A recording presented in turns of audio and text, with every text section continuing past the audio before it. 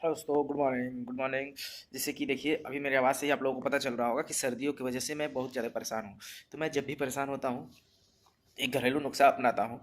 तुरंत 2 घंटे के अंदर सही हो जाता है सर्दी, ठीक है। तो वो नुस्खा मैं भी बताऊँगा आप लोगों को, क्योंकि ठंडी के समय है, सभी लोग सर्दी से परेशान होंगे। सर्दी जुकाम सबको हो रहा है, ठंडी में ठंडी लग रही है, तो अपने कान को